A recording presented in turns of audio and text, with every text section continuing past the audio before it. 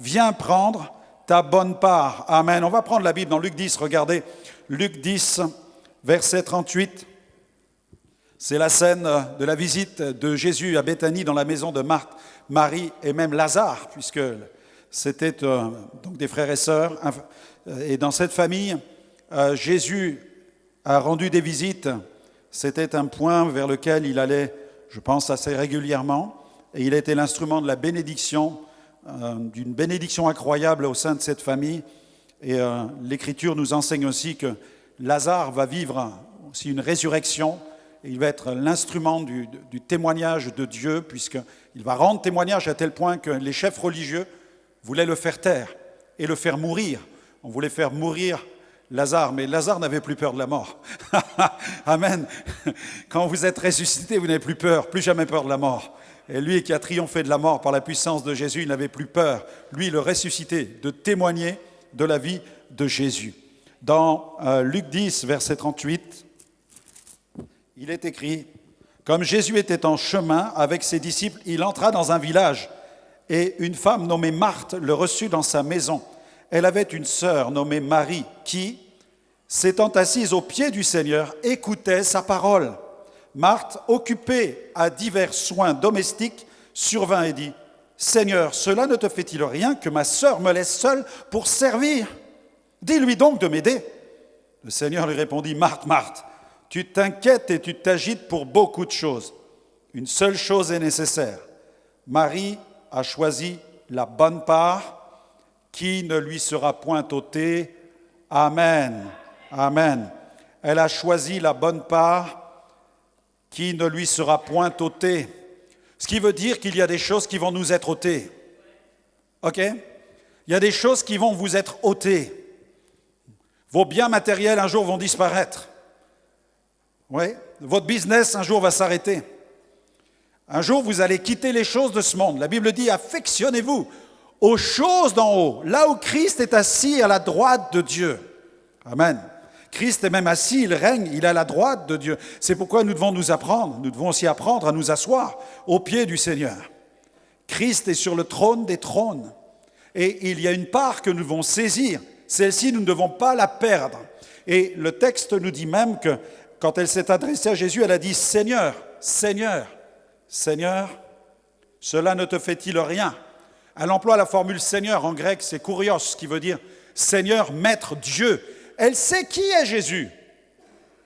Pour elle, ce n'est pas simplement un visiteur, ce n'est pas simplement un enseignant ou un docteur de la loi. Non, elle sait que c'est le Seigneur, elle sait qu'il est Maître, et quand elle dit « Seigneur », est-ce que cela ne te fait rien que elle sait très bien à qui elle s'adresse. Et donc, elle est en porte-à-faux dans sa situation.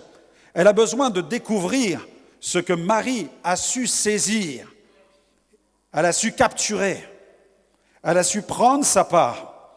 Une scène qui est tellement simple, qui est tirée de la vie quotidienne. Une scène qui nous parle aussi de nos bénédictions, et des bénédictions qui dépendent de nos choix, des choix que nous faisons chaque jour dans la vie au quotidien. Bien, un grand nombre de vos bénédictions, bien-aimés, dépendent des choix que vous faites chaque jour dans votre vie quotidienne. Alléluia. Il y a les choix que vous faites le dimanche matin entre 10h et midi. Amen. Vous entendez la parole, vous êtes activé par la parole, vous entendez les paroles prophétiques, vous êtes activé par les chants. Votre foi est comme en ébullition. À l'intérieur, c'est comme une bouteille de champagne. Votre foi est vraiment activée. Vous allez saisir des choses. Mais qu'en est-il de lundi? Qu'en est-il de mardi? Qu'en est-il de mercredi? Qu'en est-il de votre semaine? Et pourtant, là, dans la scène où nous ne sommes pas dans un temple, nous sommes dans une maison, et l'attitude que Marthe va adopter à l'égard de Jésus va la conditionner. Et il en est de même pour Marie. Mais Marie va choisir la bonne part, Marthe va en choisir une autre, et Jésus va dire, Marie a choisi la part qui lui sera point ôtée, mais celle que tu choisis un jour, tu la perdras. Tu peux faire ton ménage, tu peux t'occuper de tes affaires, tu peux faire du vélo le dimanche matin, tu peux aller à la pêche le dimanche matin, tu peux faire plein de choses pendant la semaine, regarder la télévision, à consommer des heures de programmes télévisuels, sans jamais t'arrêter pour t'asseoir aux pieds du Seigneur, alors que Dieu désirerait avoir un entretien avec toi et te communiquer une parole tout à fait spéciale. Alléluia.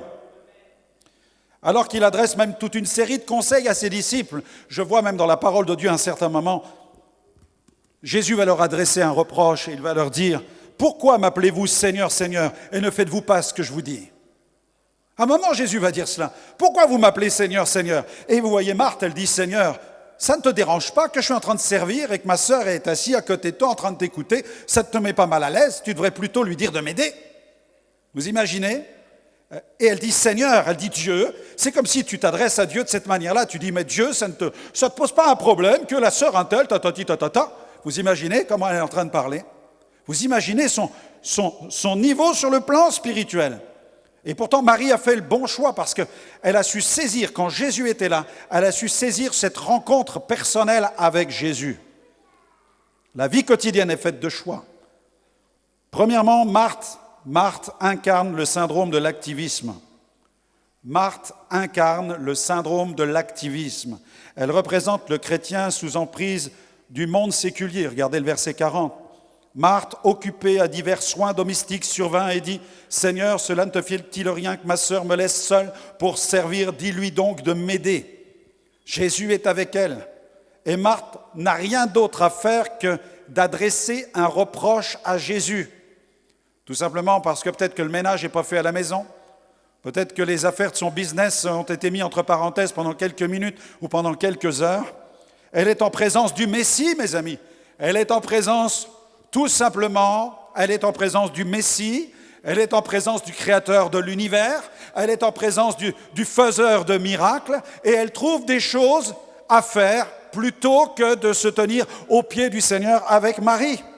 Marthe souffre d'un grave problème. Elle vit sous l'emprise des exigences de la vie quotidienne. Elle aurait dû faire corps avec Marie. C'est le défi, je crois, lancé aujourd'hui à l'Église contemporaine, qui est engluée dans toutes sortes de préoccupations et aussi engluée dans l'individualisme, où nous nous occupons de nos propres affaires. Nous devons nous occuper de nos affaires. Je ne pouvais pas être à la réunion parce que j'avais des affaires à régler. Je devais m'occuper de mes affaires. Je ne viens pas à la prière parce que j'ai d'autres choses à faire. Mes amis, il nous faut mettre le Seigneur à la bonne place. La Bible dit, cherchez d'abord le royaume de Dieu. Le reste viendra par-dessus tout. Comment exercer un service dans la puissance? Comment exercer un ministère de puissance sans être un intercesseur? La vie d'intercesseur et de combat spirituel ne doit pas être une option dans la vie du serviteur. Tu veux prêcher, tu n'intercèdes pas. Tu veux chanter, tu n'intercèdes pas. Tu veux avoir des percées, tu n'intercèdes pas. Tu vis dans un rêve et un fantasme. Tu n'auras jamais de puissance et d'onction si tu ne deviens pas un intercesseur. C'est la base, c'est le basique de la vie spirituelle. Jésus prêchait, Jésus faisait des miracles. Mais avez-vous vu que Jésus priait? Moi, quand j'ai lu la vie de Jésus, je me suis dit, s'il y en avait bien sur la planète Terre qui n'avait pas besoin de la prière, c'est bien lui. Parce qu'il était rempli de toute l'onction du Saint-Esprit. Et bien que Jésus était rempli de toute l'onction du Saint-Esprit, la Bible dit qu'il priait. Il intercédait très tôt le matin. Il intercédait même à midi, il intercédait même le soir. Il avait compris que sa puissance dépendait aussi de sa relation d'intimité avec son Père. C'est le défi lancé à l'Église. Il nous faut sortir de cette vie engluée dans l'individualisme, une vie centrée sur soi, sur ses priorités ou son développement personnel. Pour qu'une Église atteigne son objectif, chaque membre doit être prêt à subordonner ses ambitions personnelles au bien de la communauté. Aucun d'entre nous n'est plus important que l'ensemble de l'Église. Nous sommes un corps, nous sommes le corps de Christ. Nous ne sommes pas un corps disparate où les membres partent dans tous les sens, mais nous sommes ensemble. Et Marthe incarne ce que j'appellerais le chrétien périphérique. C'est le chrétien qui aime Jésus, il n'y a pas de problème, il aime Jésus. Mais c'est le chrétien pour lequel Jésus n'est pas au centre de ses préoccupations. Il fonctionne en électron libre, alors que la Bible nous enseigne que Jésus est le principe même de la création. Et dans le texte grec, dans l'original, c'est l'axiome de la création. C'est-à-dire que la création tourne tout autour de Jésus. Si vous enlevez Jésus à l'univers disparaît. Il soutient le monde par sa parole puissante. Et il ne devrait pas soutenir l'Église. Comment l'Église peut-elle fonctionner sans le principe même de la création? C'est pourquoi même mon ministère doit fonctionner, se reposer radicalement, intégralement, totalement sur la personne de Jésus. Si mon ministère quitte Jésus, je perds mon ministère, je perds ma puissance. Alléluia. C'est pourquoi Jésus doit être au centre de ta communion. Dans Marc 3, versets 31 à 35, à un certain moment, vont survenir la famille de Jésus. Regardez ce passage, Marc 3, 31 à 35. Survinrent sa mère et ses frères qui, se tenant dehors, l'envoyèrent appeler. La foule était assise autour de lui. La foule écoutait Jésus. Et on lui dit, voici ta mère et tes frères sont dehors et te demandent. Et tous ceux qui lui disent ça se disent, ouais, Jésus va être content. Il va dire, ouais, il y a mon frère, il y a ma famille, il faut que j'aille la voir. Et il va les refroidir tout de suite. Il répondit, qui est ma mère? Qui sont mes frères? Puis, jetant les regards sur ceux qui étaient assis autour de lui, voici, dit-il, ma mère et mes frères. Car quiconque fait la volonté de Dieu, c'est celui-là qui est mon frère, ma sœur et ma mère. Là, il nous emmène dans un autre level, vous voyez, dans un autre niveau de compréhension. Il n'est pas en train de dire qu'il rejette son père et sa mère, puisque les commandements, ils ont été enseignés par Dieu, et donc Jésus les a validés. Honore ton père et ta mère. Il n'y a pas de problème pour Jésus. Mais Jésus est en train de nous montrer quel est le niveau d'implication de notre vie spirituelle, quelle doit être notre centralité, comment nous devons focaliser notre vie au plan spirituel. Le titre de disciple, moi je dis que le titre de disciple, c'est une récompense. Je dis que le titre de disciple pour un chrétien, c'est un privilège. Tous les chrétiens ne sont pas des disciples. Et nous devons entrer dans une vie de disciple. Matthieu 16, 24, 25, regardez. Jésus dit à ses disciples, Matthieu 16, 24 à 25, « Si quelqu'un veut venir après moi, il ne dit pas il devra chanter Hillsong, il devra chanter Alléluia, il devra faire du gospel, il devra aller au temple, il devra s'acheter la plus belle Bible avec une couverture en cuir. Non, il devra lire dans la version Louis II ou dans la 21 ou de je ne sais quoi, dans la version de la Bible de la semence. Non, il n'est pas en train de nous dire ça. Il est en train de nous dire, si quelqu'un veut être mon disciple, il doit renoncer à lui-même. Renoncer à lui-même. Tu renonces à toi-même. C'est clair, il n'y a pas plus clair que ça. On ne peut pas atténuer ça. Comment voulez-vous atténuer ça? Le seul moyen d'atténuer un tel verset, c'est de le tordre. Il n'y a pas plus clair. Qu'il se charge de sa croix. Donc quand on se charge de sa croix, mes amis, quand quelqu'un porte une croix et qu'il marche dans la rue, tout le monde le voit. Ça veut dire que tu ne vas pas faire un nœud à ton mouchoir et à ta foi. Tu ne vas pas dire, je suis chrétien quand je suis au milieu des chrétiens, mais quand je suis dans le monde, je suis un caméléon. Je vais m'adapter. Si on me demande si je suis chrétien, je dirais que je crois en Dieu. Non, tu dis que tu crois en Jésus. Tu ne dois pas avoir honte de Jésus. N'aie jamais honte de lui. Dieu te défendra. Dieu te défendra. Si tu as honte de Jésus, le diable pourra t'atteindre, l'ennemi pourra t'atteindre. Mais si tu es fier du Christ dans lequel tu crois. L'apôtre Paul écrit plusieurs fois, je n'ai pas honte, je n'ai pas honte. Et il ne faut jamais avoir honte de Jésus. Ne rends jamais, ne cache jamais ta foi quand on t'interroge sur cette foi-là. N'en aie jamais honte.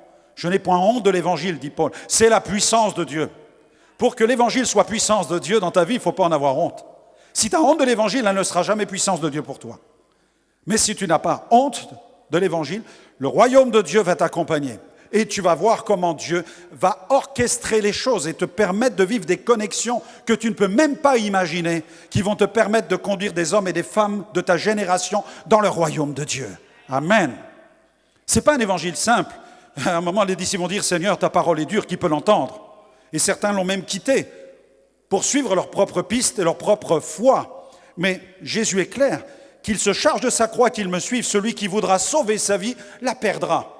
Mais celui qui la perdra à cause de moi, la retrouvera. Ouf, au fait, es-tu prêt à perdre ta vie? Bonne question, non? Et sommes-nous prêts à perdre notre vie? Sommes-nous prêts à la lâcher pour le Seigneur Jésus? Et regardez, Jean 15, versets 7 à 8, un autre passage. Jean 15, versets 7 à 8. Jésus dit, si vous demeurez en moi et que mes paroles demeurent en vous, demandez ce que vous voudrez. Tellement de chrétiens se disent, mais pourquoi je ne suis pas exaucé? Je vis une vie chrétienne avec des prières non exaucées.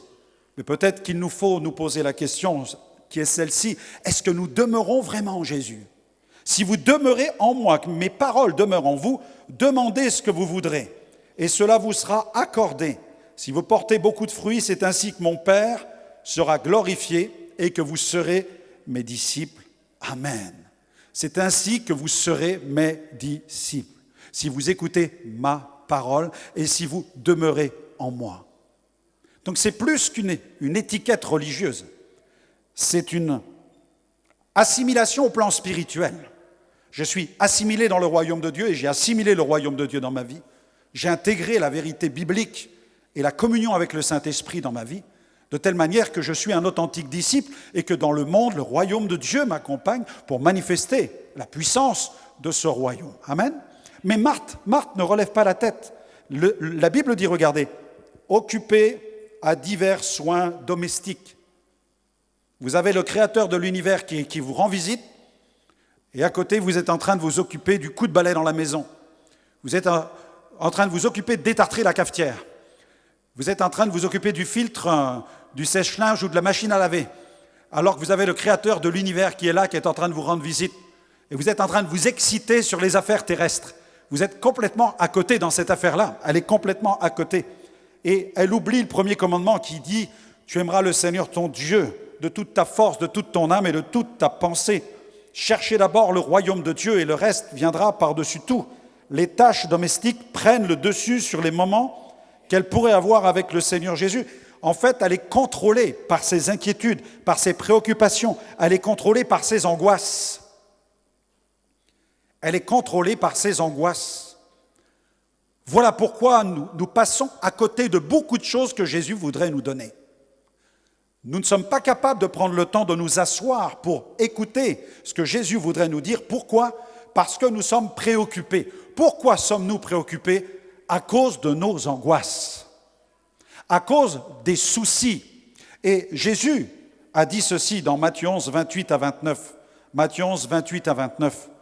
« Venez à moi, vous tous qui êtes fatigués et chargés. » Amen. « Et je vous donnerai du repos. Prenez mon joug sur vous. Recevez mes instructions, car je suis doux et humble de cœur. Vous trouverez le repos pour vos âmes. » En fait, ça n'est pas en disant « je vais régler mes affaires et quand elles seront réglées, je vais m'occuper de Jésus. » Non, je vais d'abord régler toutes mes affaires et quand tout ira bien, je retournerai à l'église. Non, je vais m'occuper de toutes mes affaires, je vais régler mon... J'ai tellement de choses, pasteur. Moi, j'ai eu quelqu'un il y a quelque temps qui m'a dit ça. « Écoutez, pasteur, je mets toutes mes affaires en ordre et je reviendrai à l'église. » Je l'ai toujours pas revu. Vous savez pourquoi ? Parce que Satan a ajouté un dossier depuis. Et il en a mis un troisième. Il dit, t'en veux encore ? Tiens, je t'en donne. T'en veux encore ? Tiens, je t'en mets un autre. Puis t'as encore ça à faire. Et il y en aura toujours plus. Et l'ennemi en mettra toujours plus. C'est comme ça. Il y a un moment, il faut dire, stop. La maison est dans cet état-là. C'est pas rangé. Eh bien, on rangera plus tard. Je vais dans la présence de Dieu, c'est le plus important. Alléluia. C'est mettre la priorité où il faut mettre la priorité. Pourquoi ? Parce que tu vas passer à côté d'une prédication qui va impacter ta vie. Moi, j'ai une peur, une sainte peur, c'est celle de passer à côté des ministères que j'écoute et de me dire, tiens, pour ça que j'ai rarement raté une réunion dans ma vie. Je cherche même laquelle j'ai pu rater depuis que je suis chrétien. Je devais être couché sur un lit d'hôpital ou je ne sais pas quoi, mais j'ai dû me mettre sur Zoom, sur une application pour aller chercher une parole. Mais tous les jours, j'écoute un ministère d'onction. Tous les jours. Et quand il y a une campagne, une mission dans mon église, je suis au premier rang pour entendre le prédicateur qui nous visite. Je me dis, si je n'avais pas été là ce soir, je n'aurais pas eu ma part. Parce que là, il y avait un sacré morceau à prendre. Là, il y a un morceau qui a bouleversé ma vie. Et quand, regarde, fais le test, regarde en arrière, toutes les fois où Dieu t'a parlé, toutes les fois où Dieu t'a bousculé, toutes les fois où tu as vécu un shift sur le plan spirituel, regarde un peu dans ta vie. Imagine que tu n'aies pas été là ce jour-là. Imagine. Alors imagine ce que tu as raté. Wow, je ne veux pas te fiche la migraine ce matin. Mais imagine ce qu'on rate. Imagine ce que nous ratons lorsque nous écoutons nos émotions. Lorsque nous écoutons parfois même notre corps. Est-ce que vous pensez que le pasteur n'a jamais de problème physique ? Vous pensez que le dimanche matin, quand il est en mission et qu'il a des réunions du matin jusqu'au soir, tout va bien ? Quand j'étais au Cameroun, le frère Stéphane l'a vu, j'étais couché. J'ai eu le seul jour off que j'ai eu, j'étais couché de 8h du matin jusqu'à minuit à me tordre de douleur sur un lit, à cause de calculs rénaux qui m'ont amené aux urgences à Yaoundé. Et depuis, je dois me faire opérer le 22 décembre.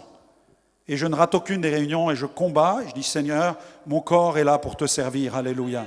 Amen. Mais regardez, ne pensez pas que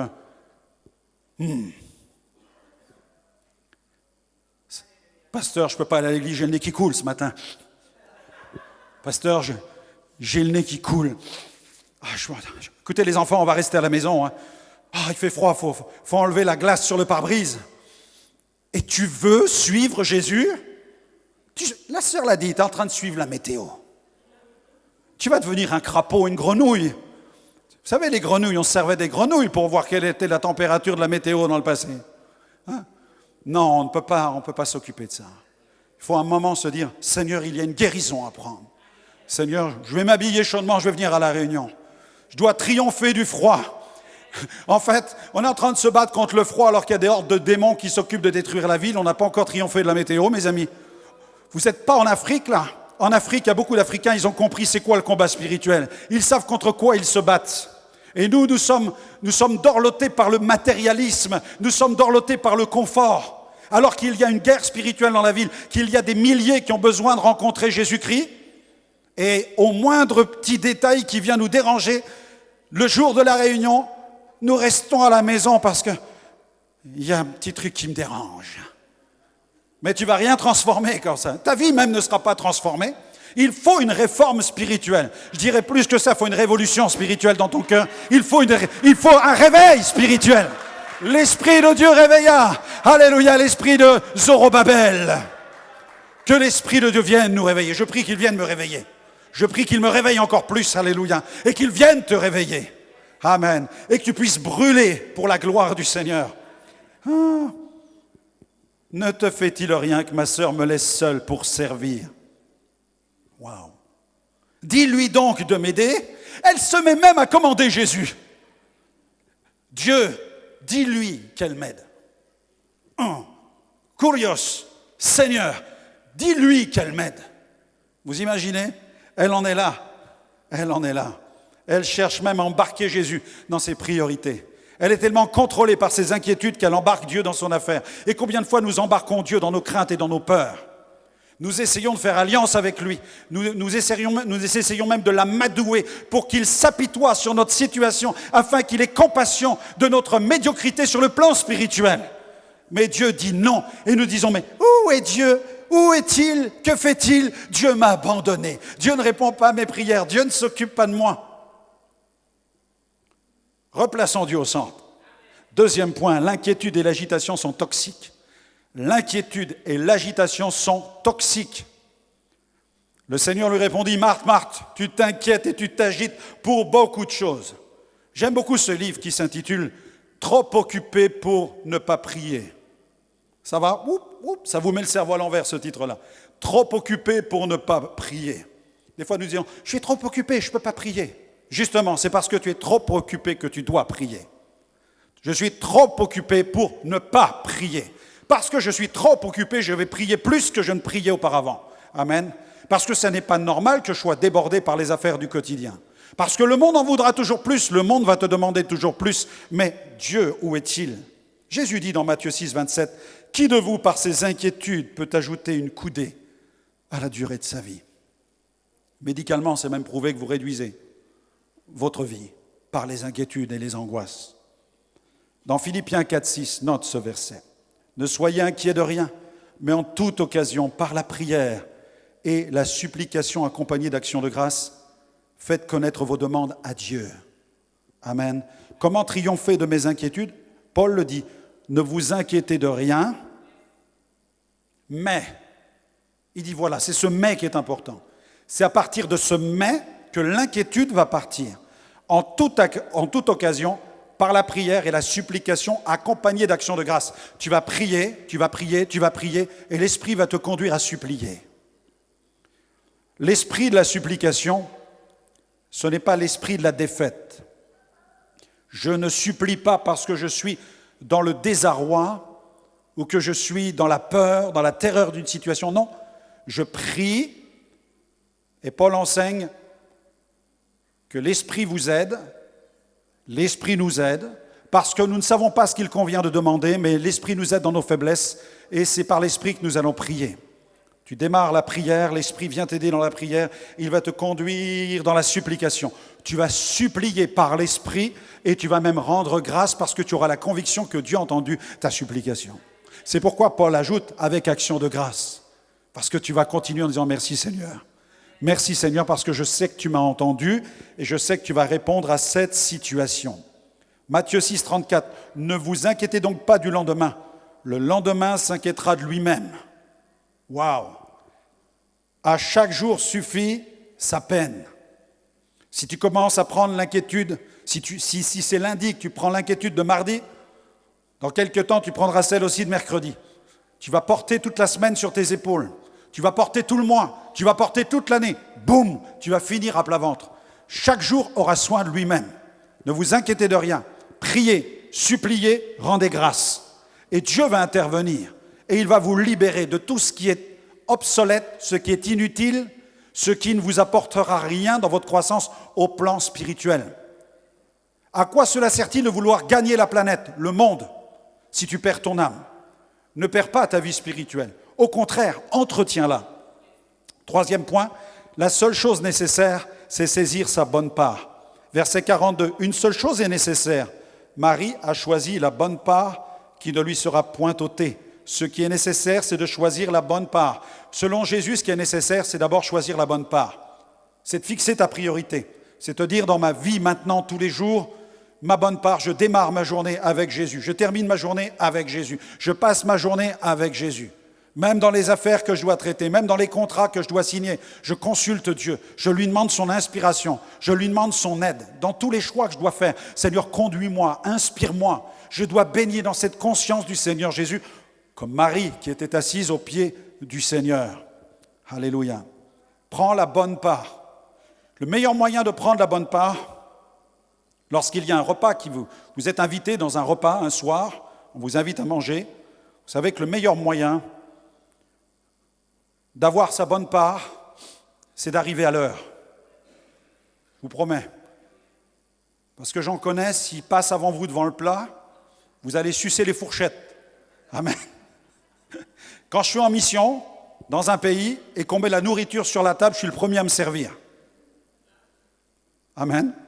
Pourquoi? J'ai voyagé avec un évangéliste qui s'appelle Bill Thomas, qui faisait 1m90, qui chaussait du 48. C'était un noir américain qui avait prêché à New York, qui avait fait la une du journal à l'époque, victime de la ségrégation raciale. Il était écrivain dans le magazine Décision de Billy Graham. Il a prêché dans plus de 58 pays. Il voyageait dans le monde avec moi, il coordonnait mes campagnes d'évangélisation. Il m'a enseigné ce grand principe spirituel. Et il m'a dit, Brother Frank, I have to tell you, quand la nourriture passe, il faut la prendre. Amen. Tu peux acclamer.